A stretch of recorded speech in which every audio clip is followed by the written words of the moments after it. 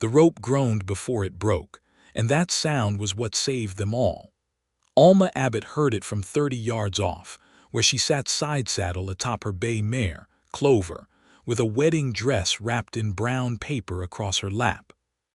She had ridden out from Cedar Hollow that morning to deliver the gown to Prudence Hale, whose wedding was set for the first cool Sunday after the smoke cleared, and the fastest way to the Hale Ranch was across Canyon Pass, where a planken cable bridge spanned the gorge above Cedar River. She had crossed that bridge 100 times. She knew its creaks and its silences, the particular way it swayed when the wind came up the canyon from the south. This was not that sway. She reined in behind a stand of chokecherry and watched two men working at the near anchor post, their backs to her, a coil of frayed cable already cut loose and dangling into the gorge like a dead snake.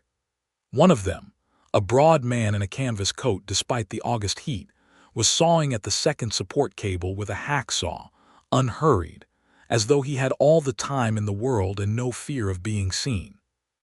Alma had grown up watching her father mend harness leather, and later she had spent 6 years bent over a sewing table in Boise learning to read the tension in a seam before it gave way. She understood structure. She understood what happened when the thing holding a weight together was cut through in secret, so that it looked whole right up until the moment it was not. She understood, looking at that bridge, exactly what these men intended and exactly when.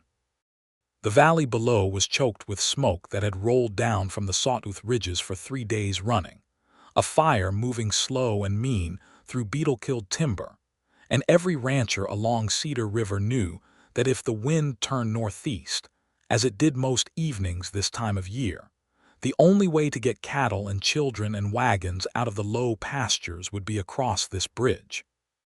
If the bridge went while men were driving stock across it, in smoke thick enough to blind a man 10 feet from his own hand, it would not look like sabotage. It would look like bad luck.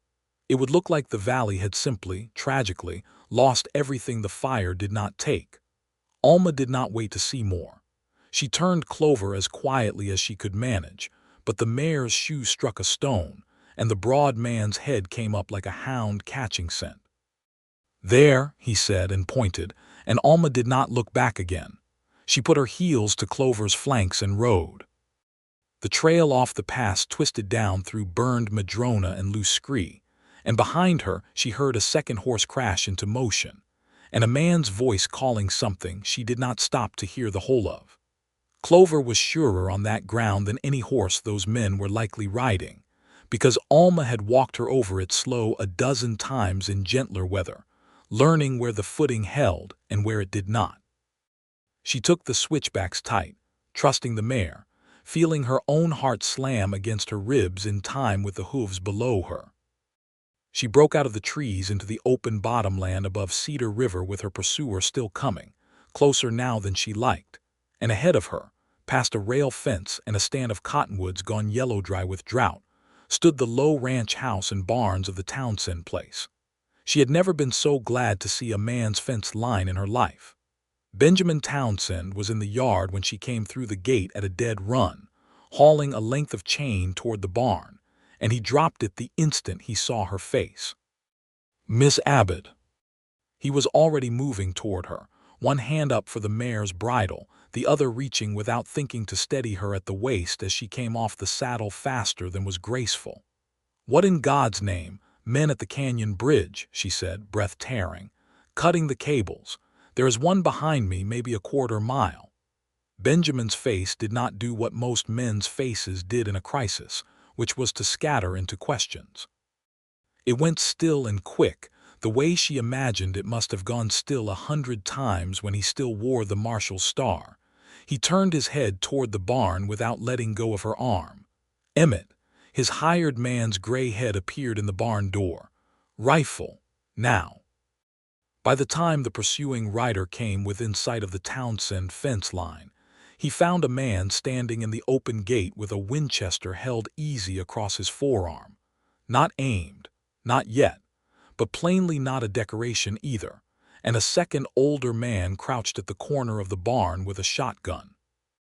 The rider, Alma, recognized him now as one of the rough hands who had drifted into Cedar Hollow that summer working for the land company's crews, pulled up hard enough to make his horse dance, took one look at the arithmetic of the yard, and wheeled around without a word, heading back the way he had come at a gallop. "That," Emmett Price said, lowering his shotgun, "is a man who did not want to have a conversation." Benjamin was not looking after the rider. He was looking at Alma, who stood with one hand pressed flat against her own chest as though she could hold her heart in place through her ribs, the paper-wrapped wedding dress still somehow clutched under her other arm. "Are you hurt?" he asked. "No." She managed a breath that was almost steady. "But the bridge will not hold a loaded wagon, Mr. Townsend. Let me be plain about that. They cut through one cable to the strand and were sawing at the second. If the wind turns tonight, and this valley has to drive cattle across that pass in the dark, and it will fall with half of Cedar Hollow standing on it." He said it flatly, the way a man says a thing he has already turned over completely in his mind and found no comfort in. "You are certain of what you saw?" "I have made my living reading whether a seam will hold, Mr. Townsend. I know what a cut looks like before it lets go." Something in his face shifted then, not quite a smile, but an acknowledgement, as though he had filed her away as a different sort of woman than he had taken her for. "Then we had better go look at it ourselves," he said, "before the sun goes down and the wind has its say." He did not ask her to stay behind. She noticed that and filed it away herself. They rode back up toward Canyon Pass together, Benjamin and Emmett and Alma, with the smoke thickening overhead until the sun sat low and orange through it like a coal banked under ash. The bridge, when they reached it, told its own plain story. One cable severed clean through. The second sawn 2/3 of the way with white wood fibers showing pale against the weathered timber of the anchor post, close enough to breaking that Benjamin swore under his breath when he saw it. "Another hour of sawing," he said, crouching by the post, "maybe less.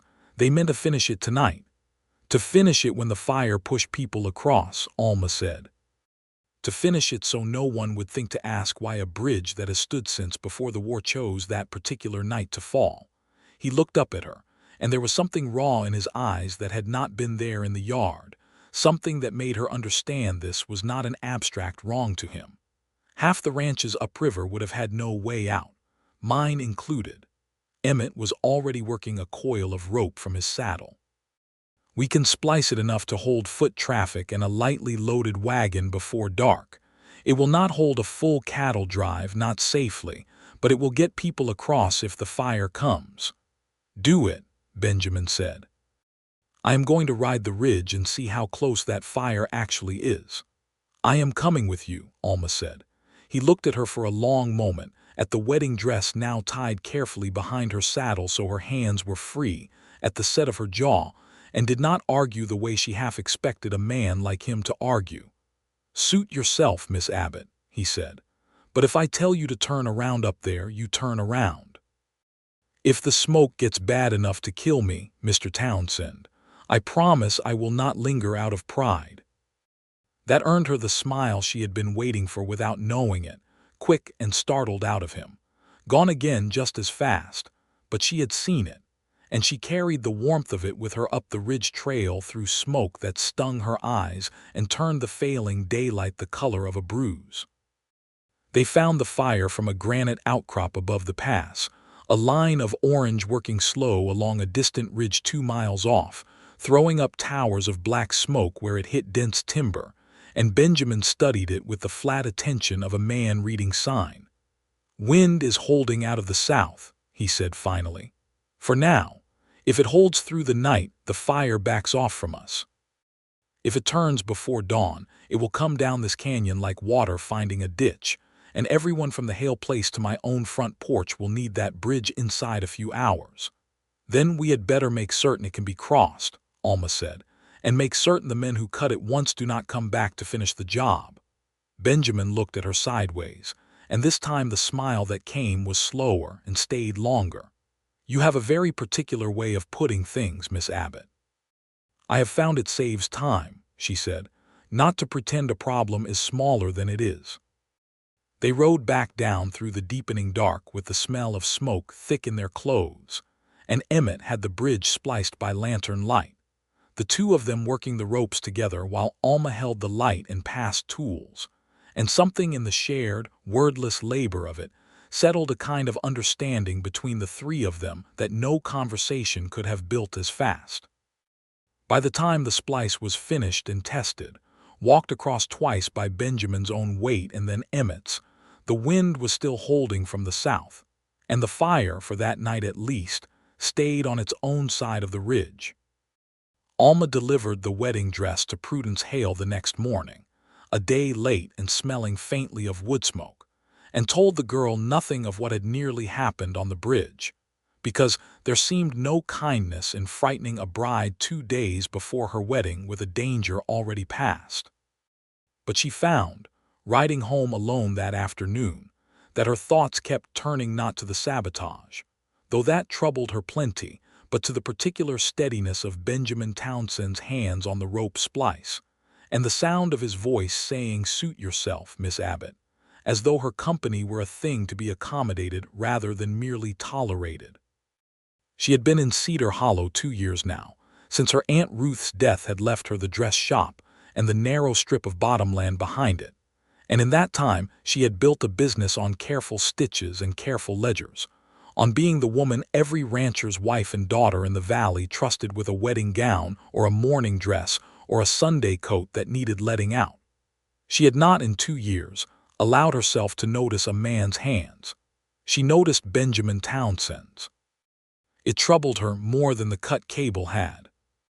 The land company's name was Frontier Consolidated, and its agent in the valley was a smooth, unhurried man named Cornelius Vance who kept an office in Warrenton, the county seat 2 days' ride to the east across country, though the shortcut through Canyon Pass and down along the river made it closer to 1 long day if the weather held. Vance had come to Cedar Hollow 3 summers before with a leather satchel of documents and a manner so pleasant that half the town had shaken his hand before anyone thought to ask hard questions about the deeds he claimed his company held. Alma had asked hard questions. It was, in the end, why she had a lawsuit hanging over her own inheritance and precious little sleep to show for it. Her Aunt Ruth had held clear title to the dress shop and the flax field behind it since 1867, a patent granted under the old homestead laws, properly recorded in the county office in Warrenton. But 18 months after Ruth's death, Frontier Consolidated had produced an assignment of lien dated 1879, claiming Ruth had borrowed heavily against the land from a bank that had since folded, and that the company now held the debt, and by extension the land. Alma had never once, in all her aunt's careful letters and ledgers, seen mention of such a loan. She had said so, loudly and often, to anyone who would listen, and had hired the one honest lawyer in Warrenton, a patient, balding man named Sylvester Cade, to fight it through the courts. The fight had cost her most of what the shop earned and had made her, in certain rooms in Warrenton, a woman known for making trouble. She had not known, until the sabotage at the Canyon Bridge, that Frontier Consolidated's ambitions ran to the whole valley, and not merely to one seamstress's inheritance. She learned how far those ambitions ran 3 days later, when a notice went up on the door of the Cedar Hollow land office announcing that, owing to certain unresolved liens and assignments dating from the previous decade, a public auction would be held in 30 days' time to settle claims on several valley properties, the Townsend ranch chief among them, unless clear title could be produced to the satisfaction of the county recorder before that date. Benjamin came to her shop the evening the notice went up, his hat in his hands. His jaw set in the way she was already learning meant he had spent the last several hours being angrier than he was willing to show. "They are saying my father took a loan against the ranch in 1881, he said, without preamble, standing just inside her door among the bolts of calico and the dress forms draped in half-finished gowns. "From the same defunct bank that your aunt supposedly borrowed from in 1879. My father never borrowed $1 in his life that I did not know about, Miss Abbott. He distrusted banks the way some men distrust snakes. Neither did my aunt, Alma said. I have read every letter she wrote to my mother for 15 years. She would sooner have sold her own sewing machine than gone into debt over land she had already paid for in labor and blood. They looked at each other across the narrow shop, past the bolts of cloth and the smell of starch and lamp oil, and something passed between them that was not quite relief, because there was nothing yet to be relieved about, but was at least the comfort of not being alone in a fight that had begun to feel on lonelier nights like madness. Same bank, Benjamin said slowly. Same years near enough. Same company holding both debts now. The same hand, Alma said, wrote both documents. I would wager the shop on it. You believe that? I have spent my whole life reading stitches, Mr. Townsend. I know when two seams were sewn by the same needle, even years apart, even when someone has gone to trouble to make them look different. There is a particular loop in the letter G in both those assignments that I noticed the first time Mr. Cade let me see a copy of my aunt's supposed lien. I saw the same loop in a piece of correspondence about my own case, not 2 weeks past, in a document meant to have come from an entirely different clerk. Benjamin was quiet for a long moment, turning his hat slowly in his hands. When I wore the badge in this county, he said finally, Sheriff Brandt once asked me to serve eviction papers on 3 families out past Willow Creek, papers I had good reason to believe were built on exactly this kind of rot. I refused. I turned in my star rather than put my name to it.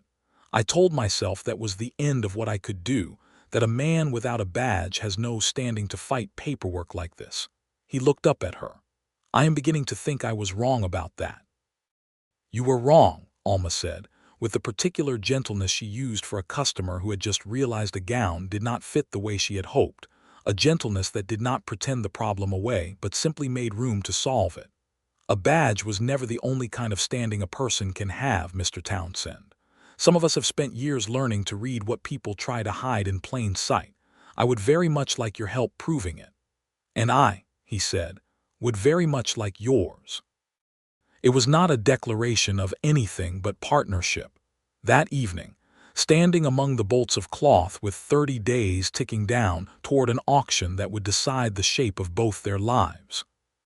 But Alma found, long after he had gone, and she sat mending a hem by lamplight with her mind circling nowhere near the stitches under her needle, that she kept returning to the plain fact of him standing in her doorway asking for her help as though it were the most natural thing in the world, as though a woman's careful eye for a forged letter were worth exactly as much as a man's steady hand on a rifle.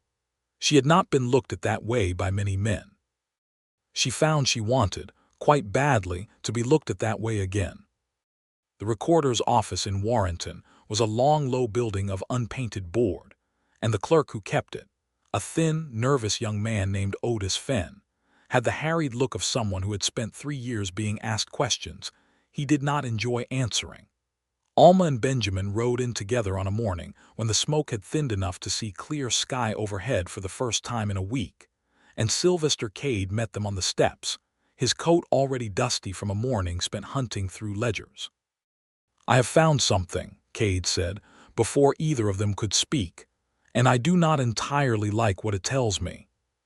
He led them into a back room stacked with record books bound in cracked leather, and laid open 2 volumes side by side on a long table, one the deed record for 1879 and the other for 1881. The assignments themselves, he said, are entered in the proper books, in the proper years, in ink that has aged the way ink of that age should age. Whoever did this did not simply forge a letter and hand it to a clerk. They got access to these very books, years apart, and wrote the false entries directly into the record, in a hand meant to match the clerk of the day. Then how do you know they are false at all, Benjamin said, if the record itself has been altered? Because, Alma said quietly, leaning over the table, the same hand made a small, foolish mistake, twice, 2 years apart, thinking no one would ever set these entries side by side.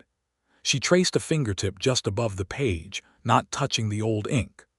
Look at the capital letter G in the word grantor in both entries.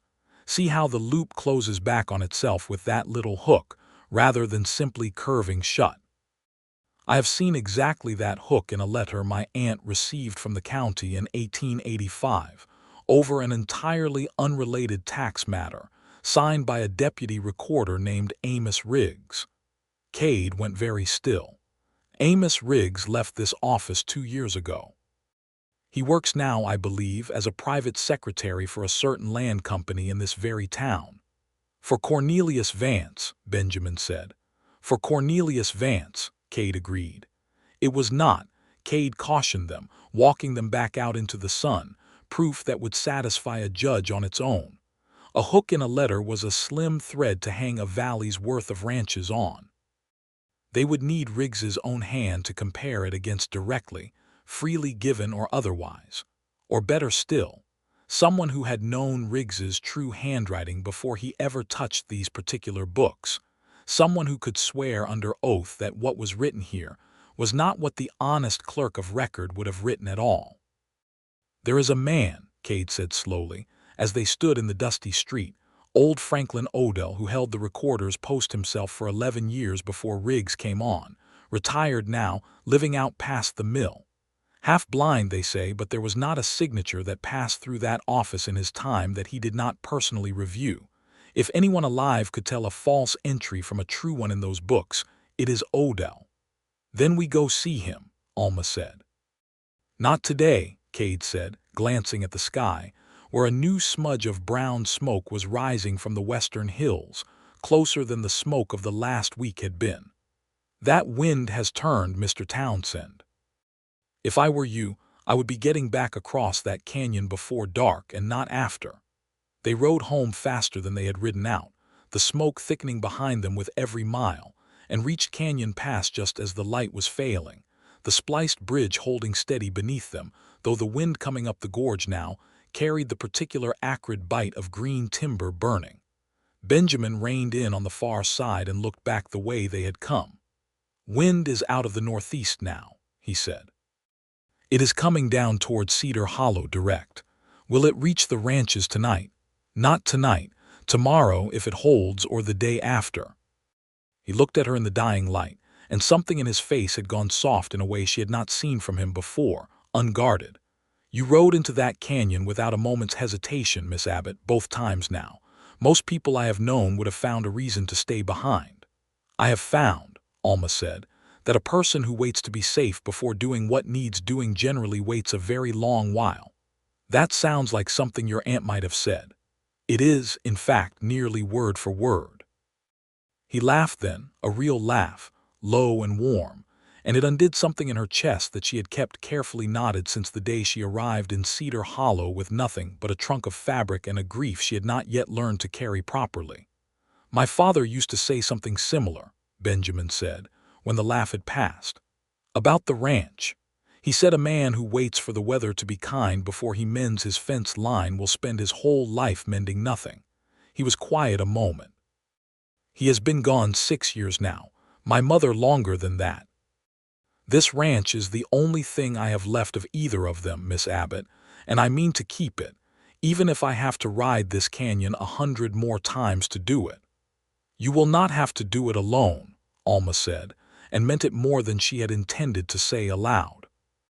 They rode the rest of the way to Cedar Hollow in a silence that felt, for the first time since the sabotage on the bridge, less like the silence of two people bracing against a shared danger, and more like the silence of two people who had begun, without quite deciding to trust each other with something more than facts. It did not last. 4 nights later, Alma woke to the sound of glass breaking in her shop below, and came down the narrow stairs in her nightgown with a lamp in one hand and her aunt's old shears in the other, to find 2 men in the dark among her bolts of cloth, one of them already tearing pages out of her account ledger, the other sweeping her patterned drawings and correspondence off the back shelf into a canvas sack. She screamed once, sharp and loud, and the man with the ledger struck her lamp from her hand before she could think to throw it, plunging the shop into darkness lit only by the moon through the front window. She swung the shears blind, felt them catch on canvas coat sleeve. heard a man curse, and then the shop door burst open and Benjamin Townsend was there, having heard her scream from the street where, she would learn later, he had been walking home from the saloon after a long, frustrating meeting with 3 other ranchers about the coming auction. What happened next happened fast and badly in the dark, among broken glass and scattered cloth. Benjamin took hold of the nearer intruder, the one with the sack of stolen papers, and the man swung something, a length of pipe or a gun butt. Alma never afterward could say for certain which, and Benjamin struck him twice hard before the man went down and did not get up, and the second man fled out the back through the alley, dragging half her ledger pages with him. By the time the town's few lamps were lit and half of Cedar Hollow had gathered in the street to see what the commotion was, the man Benjamin had struck was sitting up groggy and bleeding from the mouth, and claiming, loudly, to anyone who would listen, that he was a licensed surveyor for Frontier Consolidated who had come to Miss Abbott's shop on lawful business and had been set upon without provocation by her. And by this man, who used to wear a badge and apparently thought that entitled him still to beat honest men bloody in the dark. It was, Alma understood even in the confusion of that terrible night, a lie built with careful speed by men who had planned in advance for exactly this outcome, ready to turn a break-in into an assault charge the moment things went wrong. By morning, the Cedar Hollow Courier, whose editor Amos Whitlock had for 2 years now printed nothing critical of Frontier Consolidated, ran a front-page account of a dangerous altercation at the seamstress's shop, describing Benjamin Townsend, former marshal, as a man whose temper had long been a concern among those who worked with him, and suggesting that his resignation from the sheriff's office the previous winter had been rather less voluntary than commonly believed. Alma read it standing in the wreckage of her own shop, glass still not swept from the floor, her ledger gone, her careful notes on Riggs's handwriting gone with it, and felt something in her go cold and furious in a way grief for her aunt had never quite managed.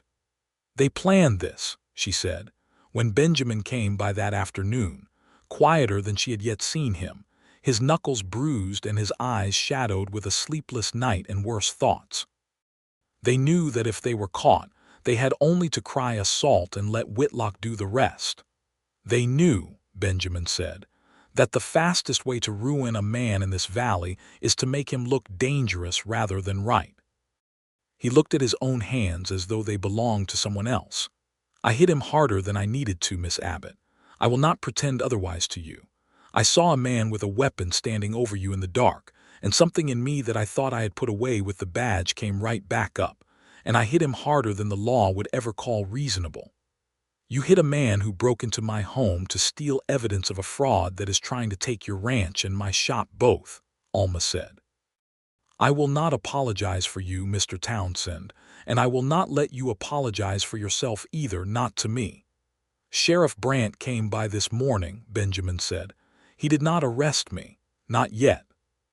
But he made it very clear that if the surveyor, so-called, chooses to press a formal complaint, he intends to see it through to a hearing, whatever either of us has to say about forged deeds." He looked at her, and there was something almost pleading in his face, an expression so unlike the steady man she had come to know that it frightened her more than the broken glass had. "You should be careful how closely you are seen with me, in the meantime. Whitlock's paper has already made me out to be exactly the kind of man decent people ought to keep their distance from. I would not have that stain touch your case as well. Cade tells me the county recorder is watching your suit closely enough as it is. You are asking me to keep my distance from you," Alma said slowly, "for my own good. I am asking it because I have already lost my badge to this fight, and I do not intend to be the reason you lose your shop as well." She wanted, in that moment, to tell him plainly that she had not asked him to decide what she could afford to risk, that she had ridden into a canyon full of armed men on his behalf without being asked, and would do it again, that his bruised knuckles and his ruined reputation frightened her a great deal less than the thought of him deciding, alone, in some misplaced chivalry, to carry this fight without her. But she saw, underneath the plea in his face, an old wound she recognized, because she carried one very like it. The particular loneliness of a person who has learned that caring for someone means eventually failing them, and who would rather bear a burden alone than risk failing twice. "I understand why you are asking," she said instead, carefully. "I do not agree with it, but I understand it." He left without either of them resolving anything, and Cedar Hollow spent the following week treating Benjamin Townsend the way it might treat a man suspected of rabies, with wide berths and lowered eyes, while Frontier Consolidated's auction notice remained tacked to the land office door, the days ticking down with a patience that felt, to Alma, like its own kind of cruelty. It was Prudence Hale, 3 days married and radiant despite the ash still occasionally drifting from the western fires, who came into Alma's half-repaired shop and set the turning point in motion without quite meaning to. "I heard what that newspaper said about Mr. Townsend," Prudence said, sitting for a fitting on a bridesmaid's dress for her sister's wedding that autumn, "and I do not believe a word of it. My father says Benjamin Townsend once rode 2 hours through a blizzard to fetch the doctor when my brother broke his leg, and never once asked for so much as a thank you for it. That is not a man with a dangerous temper. That is a man other people find convenient to make into a villain. Your father is not the only one who thinks so," Alma said, pins in her mouth, working carefully at the waist seam. "But convincing a town that has already decided what to believe is a slower business than sewing a hem." "Then let us make it faster," Prudence said, with the particular fierceness of a young woman recently and happily married and inclined to see the world as a place where wrongs could be righted if only enough people cared to try. "Half the women in this valley have had a dress made by your hands, Miss Abbott, or their daughters have, or their mothers before them. If you ask them to come sit in this shop and speak plainly about what they know of Benjamin Townsend, I do not think you would find the room empty." It was, Alma thought afterward, one of the truest things anyone had said to her since she arrived in Cedar Hollow, that the quiet, patient trust built over years of careful stitching was itself a kind of power, one that had nothing to do with badges or newspapers or land company money, and everything to do with the simple fact that people believed a woman who had never once cheated them on a hem was unlikely to be lying about a man's character either. The gathering, when it came together 2 evenings later in the largest room of the shop, was not large by the standards of a church social, perhaps 15 women, and a scattering of husbands who had come along out of curiosity or protectiveness. But it included Prudence Hale and her new husband, and old Mrs. Curry, whose barn Benjamin had helped rebuild after a lightning strike 2 winters back without charging a cent for his labor, and the widow Sorensen, whose son Benjamin had once talked out of a foolish, dangerous grudge match with a drunk cowhand, rather than arrest either of them. "I have known Benjamin Townsend 11 years, Emmett Price said, standing near the door with his hat in his hands, having ridden into town specifically for this, since he was a boy of 21 taking over his father's cattle after old Mr. Townsend's heart gave out early one spring. In all that time I have seen him angry perhaps a dozen times, and every one of those times someone else had done something that deserved it. The night at this shop, he came through that door because he heard a woman scream, and he found 2 men in the dark, one of them holding something in his hand meant to do harm. I have known men who would have shot first and asked questions never. Benjamin Townsend did not draw his revolver at all. He used his fists, because that was what the moment called for, and he stopped the instant the man went down.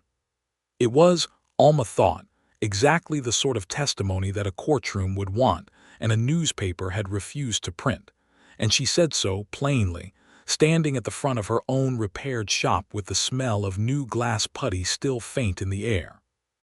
"I would like," she said, "for every person in this room who believes Mr. Whitlock's account of that night is false to say so publicly, and to be willing to say so again if it is ever asked of you in a court of law. I do not say this lightly. I understand that Frontier Consolidated has money and patience and no particular fondness for people who cross it. But I have also learned, this past month, that a company willing to forge a deed is a company that fears the truth more than it fears any single one of us.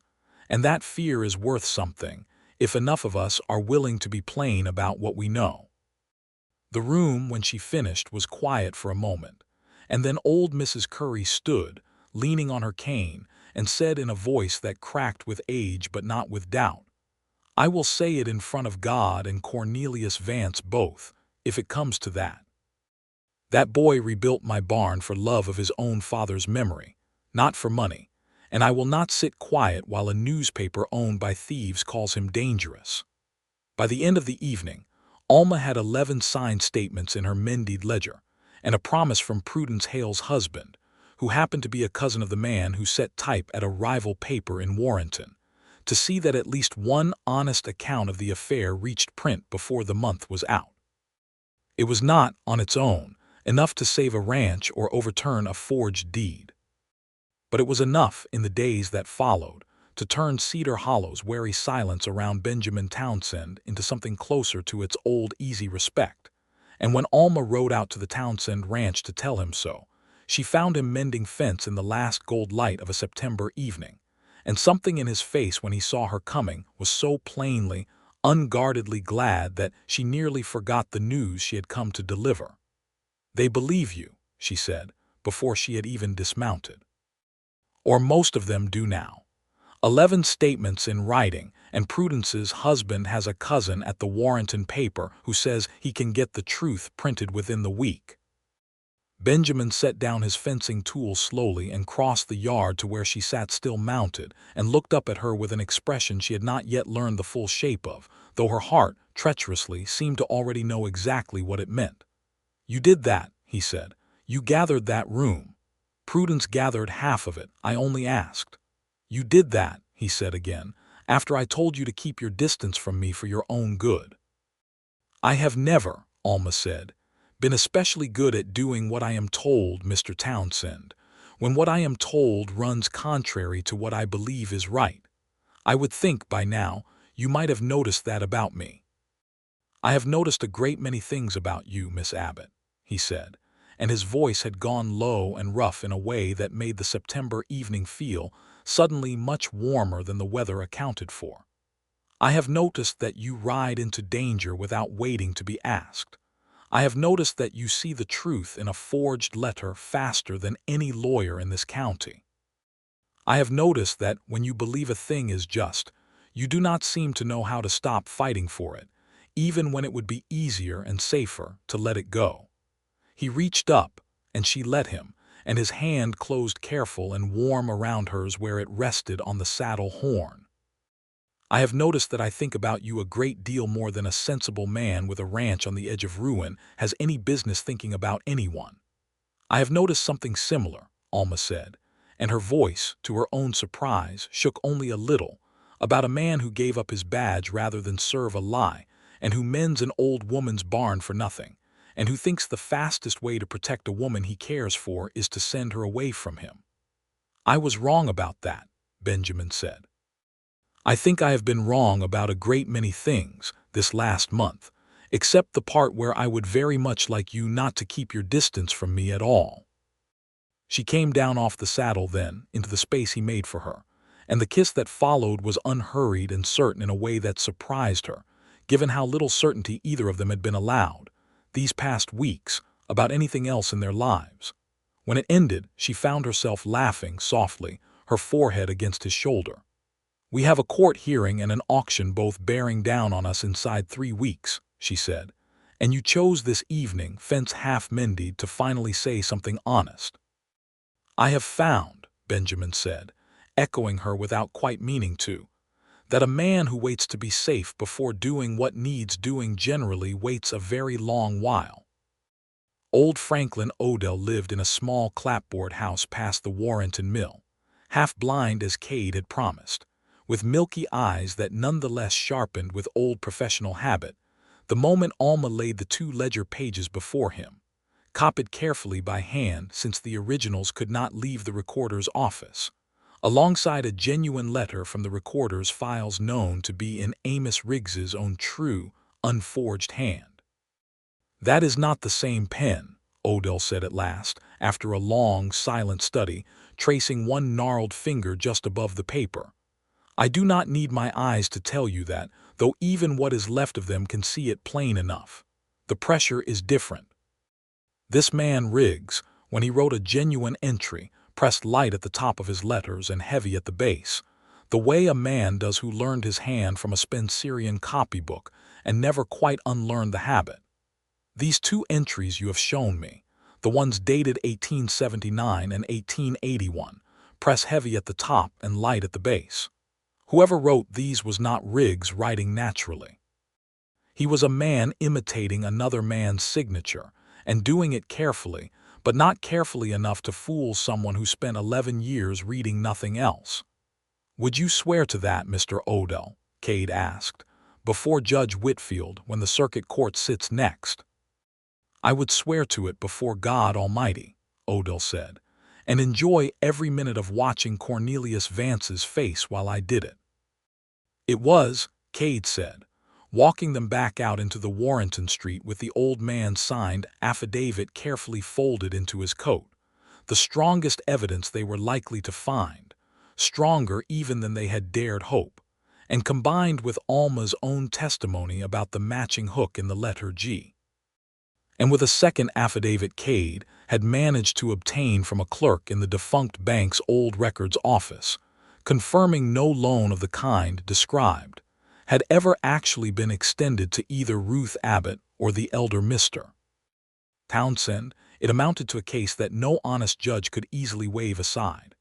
"The trouble," Cade said, "is timing.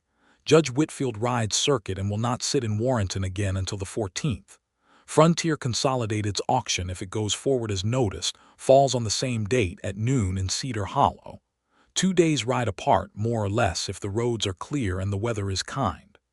And if it is not clear," Benjamin said, "if the fire has taken the low road, as it very well might by then the only route between the two towns fast enough to matter," Cade said slowly, looking between them, "is the one through Canyon Pass." Alma felt something settle in her chest, quiet and certain, the shape of a decision she had not yet been asked to make, but somehow already knew she would. The 14th of September came with a sky the color of old iron, smoke banked thick along the western ridges, though the fire itself, by all reports, had stalled 2 days before against a stretch of burned-over ground from years past, and showed no sign yet of moving further east. Judge Harlan Whitfield, a spare, careful man with a reputation in 3 counties for patience and for hating, above all things being lied to, convened his circuit court in the Warrenton courthouse at 9 in the morning, with Alma Abbott, Benjamin Townsend, Sylvester Cade, and old Franklin Odell all present, and Cornelius Vance seated at the opposing table with 2 lawyers of his own and an expression of unhurried, faintly amused confidence that Alma found harder to bear than any open hostility would have been. The hearing ran 3 hours. Odell's testimony, delivered in his cracked, certain voice, visibly unsettled Vance's confidence for the first time Alma had seen. The bank clerk's affidavit was read into the record. Alma herself was called and described, in the plain, patient language she used for explaining a difficult alteration to a nervous bride, exactly how she had first noticed the matching loop in the letter G, and how she had spent 2 years learning to read the particular habits hidden in a person's handwriting the way she had spent her whole life learning to read the habits hidden in a seam.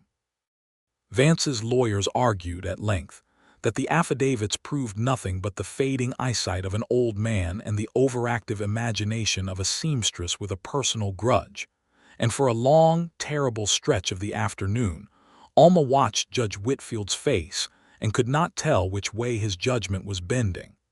It was Benjamin, called last, who said the thing that seemed finally to settle it. "Your Honor," he said, standing straight in the small, close courtroom, "I wore the marshal's badge in Cedar Hollow for 6 years, and I resigned it rather than serve papers I believed were built on exactly this kind of fraud. I have no reason to bring a false accusation against Frontier Consolidated.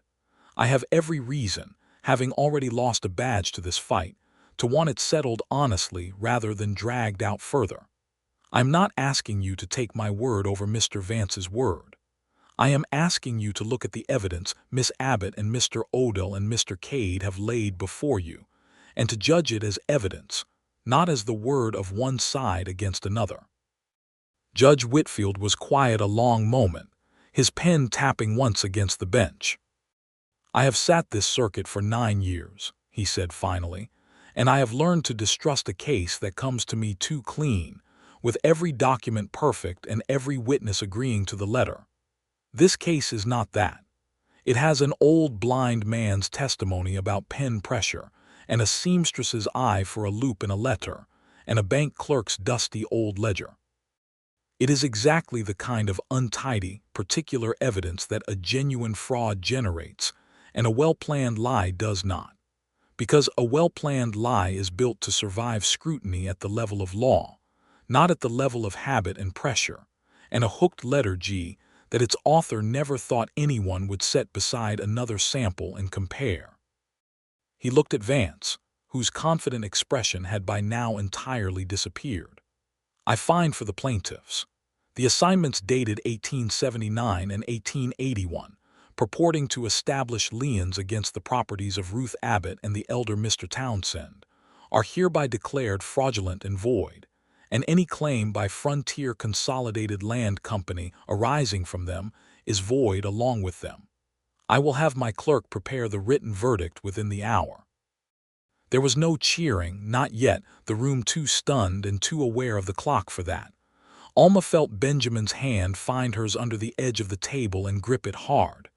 "The auction," Cade said, low, urgent, already rising. "Your Honor, the auction in Cedar Hollow is set for noon.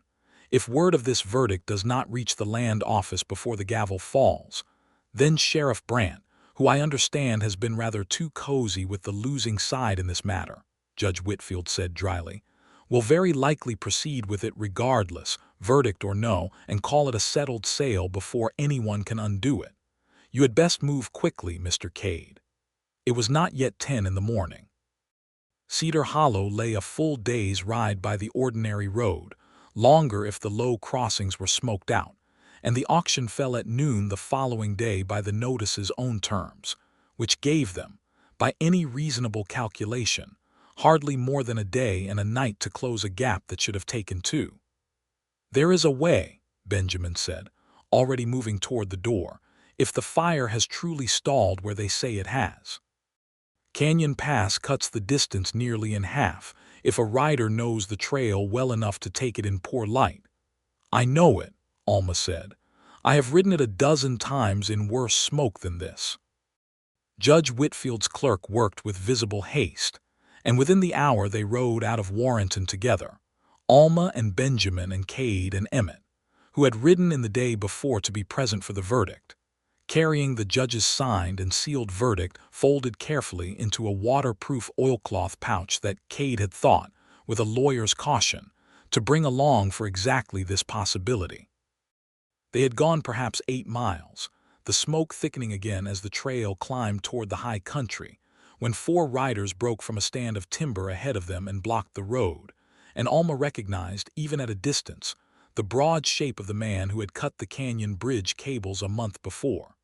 "Rourke," Benjamin said, low, reaching for his rifle.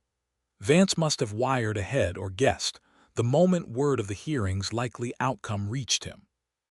"There is no time to fight through 4 armed men and still reach Cedar Hollow by noon," Cade said, his voice tight with fear he was visibly trying to master. "There does not need to be time for all of us to fight through," Benjamin said, and turned to Alma with a look that told her, before he spoke another word, exactly what he meant to propose. "You know the canyon trail.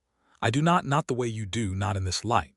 If Emmett and I hold this road even for 20 minutes, you can cut off the main road here, up through the game trail past Odell's old mill, and come down into the canyon from the north side well ahead of us."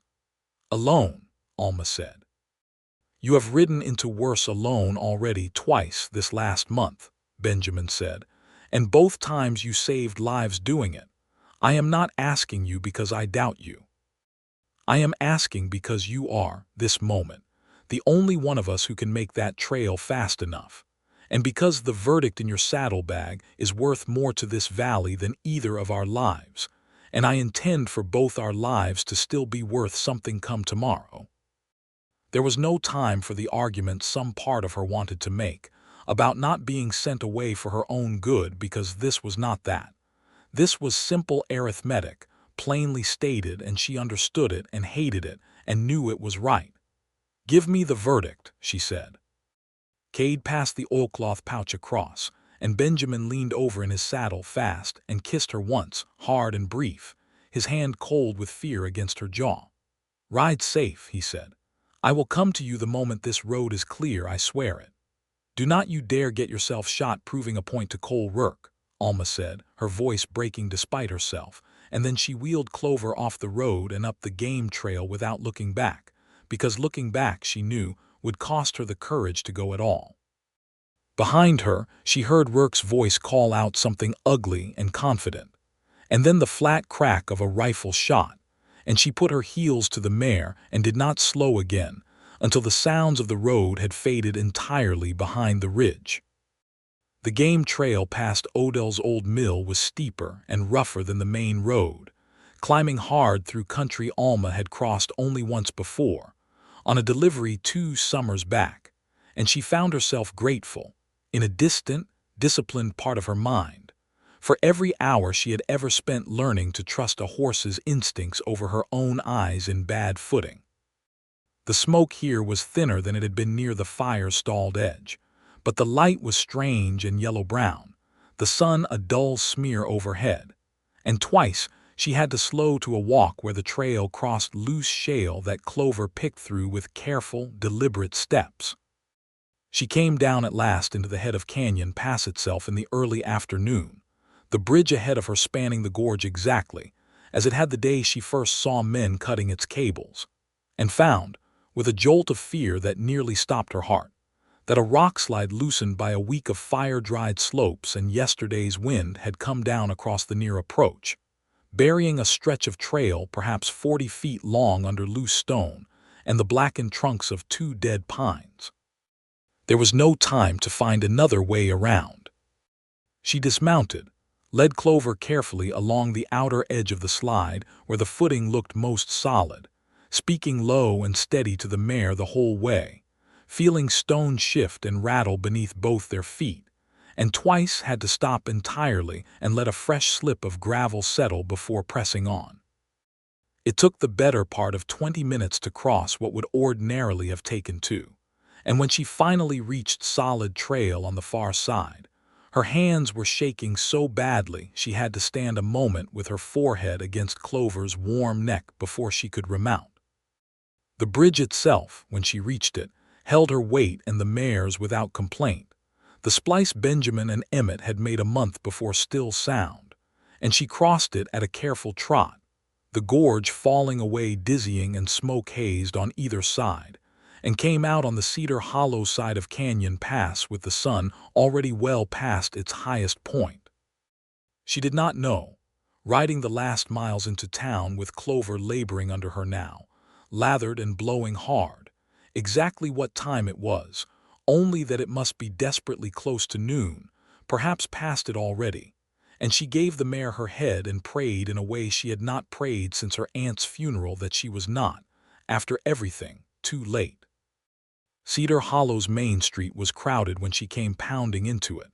A good portion of the town gathered around the steps of the land office where a makeshift auction block had been set up, Sheriff Brant standing beside it with his thumbs in his belt and an expression of deep satisfaction, and Cornelius Vance's local agent, a thin man named Purdy, standing atop the block itself with a gavel raised, calling out numbers to a scattering of bidders that Alma did not recognize as valley people at all. Strangers brought in, she understood at once, specifically to buy up ranches at whatever price the company found convenient. "Going once," Purdy called, for the Townsend property at $400 to Frontier Consolidated. Stop. Alma's voice tore out of her raw and desperate as she reined Clover to a sliding halt at the edge of the crowd, half falling from the saddle in her haste to get the oilcloth pouch free. Stop the auction.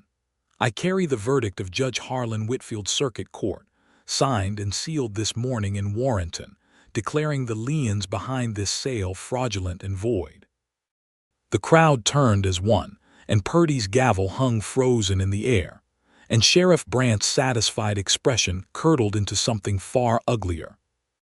"There is no such verdict recognized by this office," Brandt began, stepping forward, but Alma was already pushing through the crowd toward the steps, the sealed pouch held up plain for anyone to see. "Then this office is about to recognize it," she said, "because I watched Judge Whitfield sign it myself, not 5 hours ago, and I rode Canyon Pass alone to bring it here before this gavel could fall on a lie. If you doubt me, Sheriff, you are welcome to ride to Warrenton yourself and ask the judge directly, though I expect Mr. Cade will have already wired ahead by the time you arrive."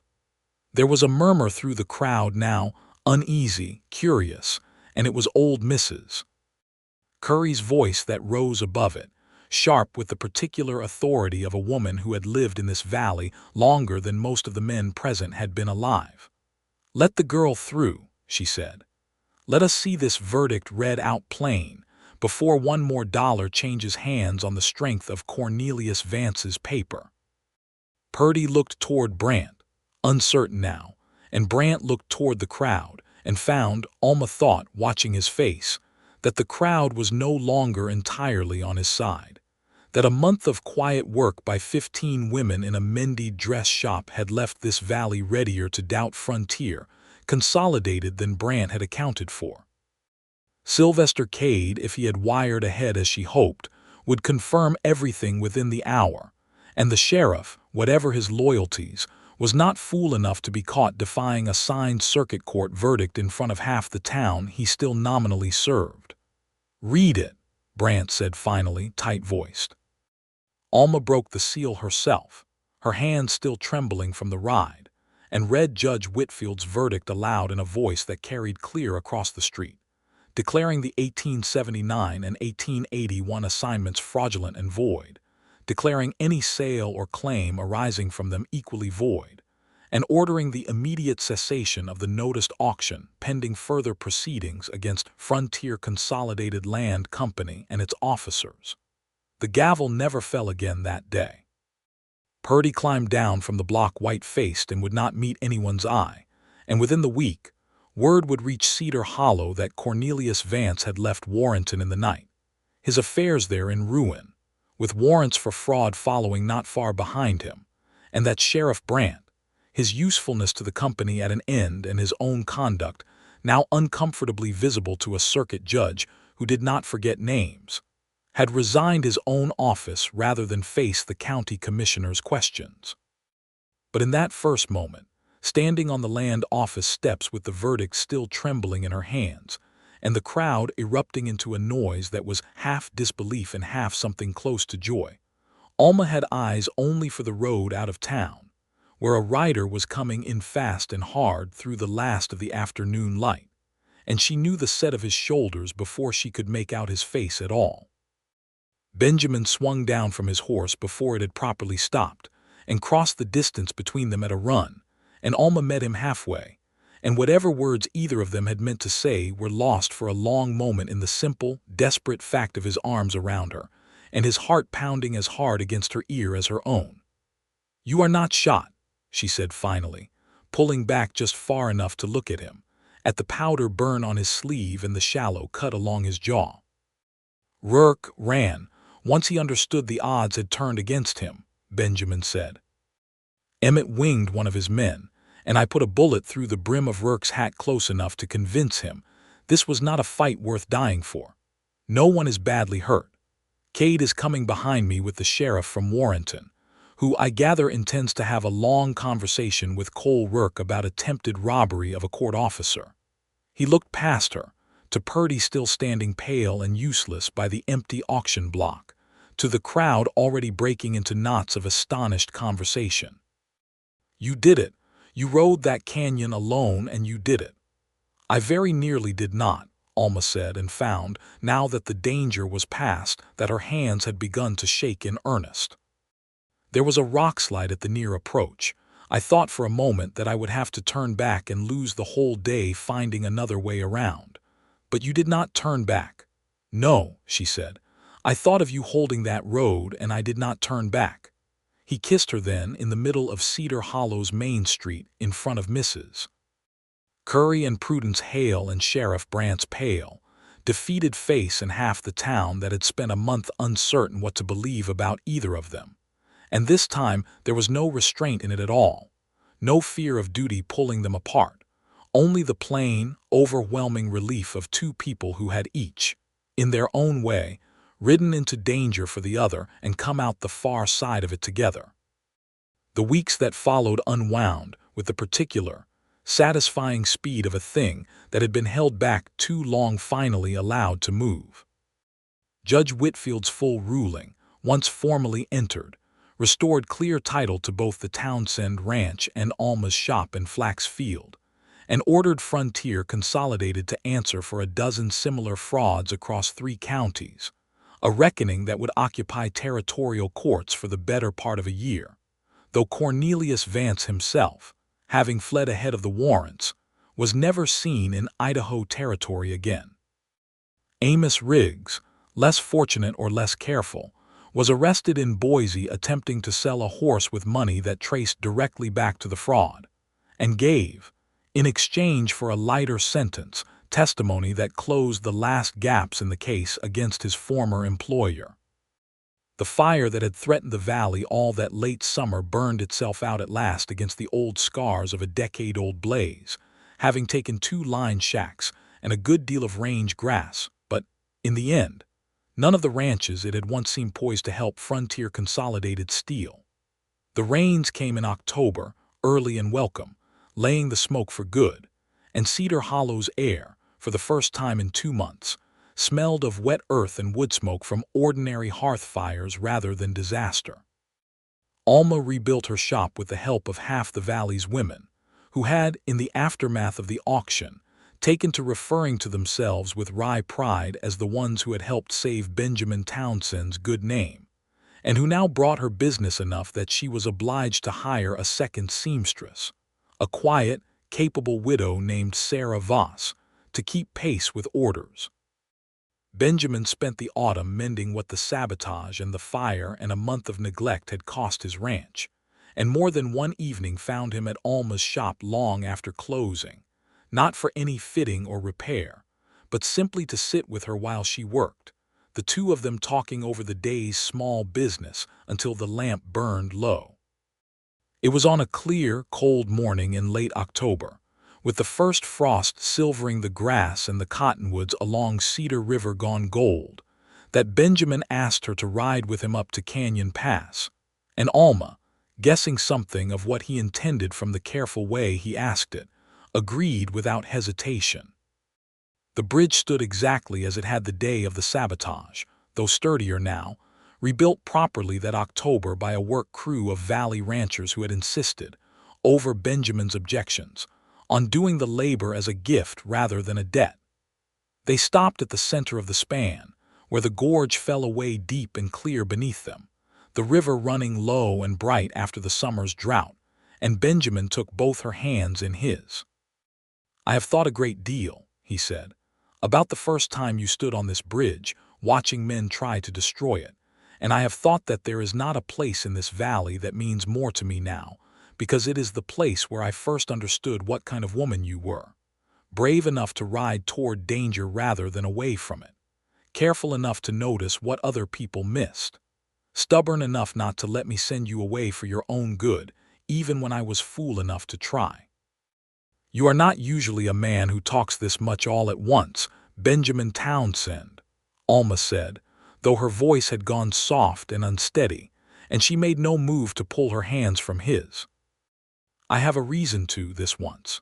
He drew a small ring from his coat pocket, plain gold, clearly not new, and she recognized it with a catch in her breath, as the ring his mother had worn, The one thing besides the ranch itself he had told her once he still had left of her. "I love you, Alma Abbott. I loved you before I had the sense to say it plainly, and I have loved you more with every week since. I am asking you to marry me, and to build whatever comes next for both of us here. In this valley we very nearly lost. On this bridge we very nearly lost it on. You waited until we were standing on the one bridge in the territory I have the most complicated feelings about," Alma said, laughing through sudden tears, "to ask me this." "I thought," Benjamin said, "that after everything it seemed only right to ask you somewhere that had already proven what we were both willing to risk for each other." "Then yes," Alma said. "Yes, Benjamin Townsend, I will marry you, and I will still, on occasion, ride into danger without waiting to be asked, and you will simply have to learn to live with that." "I would not have you any other way," he said, and slid the ring onto her finger with hands that, for once, were not entirely steady, and kissed her there on the mended bridge with the river running clear and bright below, and the whole gold October valley spread out around them, saved. They were married in December, in the small church at Cedar Hollow, with Emmett Price standing witness for Benjamin and Prudence Hale standing for Alma, and half the valley crowded into pews and doorways to see it done, because there was not a family within 20 miles who had not, in one way or another, been touched by the fight that had brought the two of them together. Alma wore a gown of her own careful making, ivory silk she had been saving, without quite admitting to herself why, since the week of the auction, and Benjamin wore a new shirt she had sewn for him herself, the collar sitting exactly right because she had, by then, measured his shoulders often enough in the ordinary course of loving him to know the fit by heart. They settled into a life neither of them had dared imagine that first smoke-choked afternoon on Canyon Pass, Benjamin building the Townsend ranch back stronger than it had been even before his father's death, Alma's shop thriving with a reputation that reached now as far as Boise, the two of them meeting most evenings at the shop or the ranch house, sharing the small, ordinary business of a life built on partnership rather than rescue, on two people who had each, when it mattered most, ridden toward danger for the other's sake and found, on the far side of it, exactly the kind of love that neither duty nor fraud nor fire had ever managed to burn away. And on quiet Sunday afternoons, when the weather allowed, they would sometimes ride up together to Canyon Pass and stand a while on the bridge that had so nearly failed them both, and look down at the river running steady and clear far below, and think, without needing to say it aloud, that some of the best things a person could build were built exactly on the ground where they had once come closest to losing everything.